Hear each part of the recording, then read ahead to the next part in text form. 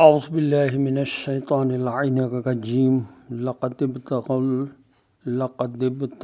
الفتنة من قبل وقلبوا لك الأمور حتى جاء الحق وظهر أمر الله وهم كارهون صدق اللہ العلی العظیم۔ السلام علیکم ورحمۃ اللہ وبرکاتہ۔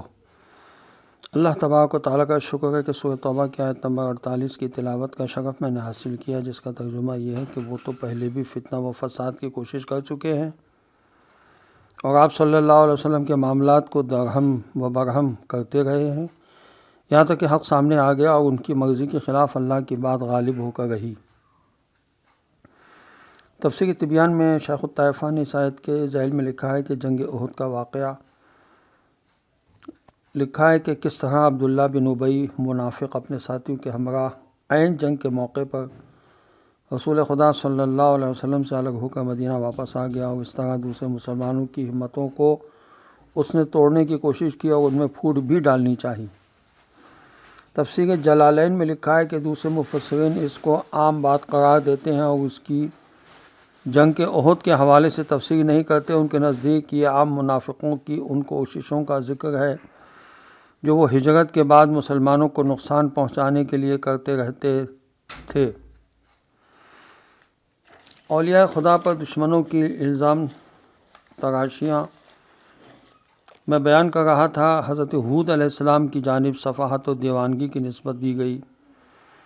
سورہ مبارکہ اعراف کی آیت نمبر 66 اور 67 میں ارشاد الہی ہو رہا ہے کہ قال الملأ الذین کفروا من قومہ انا لنراک فی صفاحۃ وانا لنظنک من الکاذبین قال یا قوم لیس بی صفاحۃ ولکنی رسول من رب العالمین۔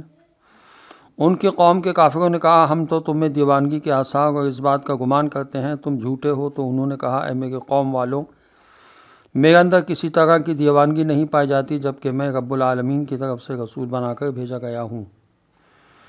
حضرت ہود علیہ السلام کے متعلق بھی قوم کے لوگوں نے کیا کیا کہا، اس کا ذکر سورہ ہود کی آیت نمبر 54 میں ارشاد ہوتا ہے ان تقولوا الا اعتراک بعض آلہتنا بسوء۔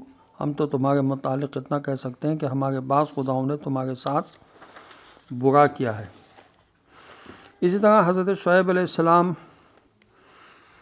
کے ضعیف و ناتوان ہونے کی نسبت دی ان کی قوم کے لوگوں نے، جس کا ذکر سورہ مبارکہ ہود کی آیت نمبر 91 میں ہوتا ہے کہ یا شعیب ما نفقہ کثیرا مما تقول وانا لنراک فینا ضعیفا۔ شعیب علیہ السلام تمہاری اکثر باتیں ہمارے سمجھ ہی میں نہیں آتی اور ہم تمہیں اپنے درمیان ضعیف و کمزور پاتے ہیں۔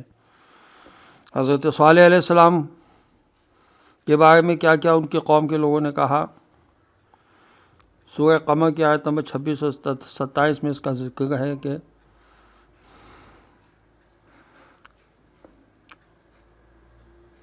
اولقی الذکر علیہ من بیننا بل ہوا کذاب عاشر سیعلمون غدا من الکذاب العاشر۔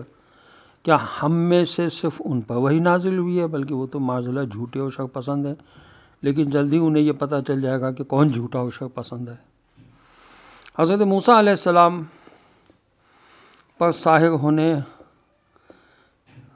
کا گمان کیا گیا، سورہ نمل کی آیت نمبر 13 میں ہے فَلَمَّا جَاءَتْهُمْ آیَاتُنَا مُبْصِرَةً قَالُوا هَٰذَا سِحْرٌ مُبِینٌ۔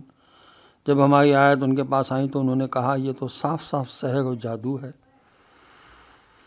سورہ شعراء کی آیت نمبر 34 میں ارشاد ہوتا ہے قال الملأ حولہ ان ھذا لساحر علیم۔ فرعون نے اپنے اطرافیوں سے کہا یہ کوئی ماہر جادوگر ہے، معاذ اللہ۔ حضرت موسیٰ علیہ السلام کے مجنون ہونے کی نسبت ان کی قوم کے کچھ لوگوں نے دی، جس کا ذکر سورہ شعراء کی آیت نمبر 27 میں ہوا کہ قال ان رسولکم الذی ارسل الیکم لمجنون۔ انہوں نے کہا یہ رسول جو تمہارے پاس آیا ہے وہ معاذ اللہ مجنون ہے۔ وآخر دعوانا ان الحمد للہ رب العالمین، والسلام علیکم ورحمۃ اللہ وبرکاتہ۔ اللہ ہم سب کو ان انبیاء علیہ السلام کے واقعات سے سبق لینے کی توفیق عطا فرمائے۔ السلام علیکم ورحمۃ اللہ وبرکاتہ۔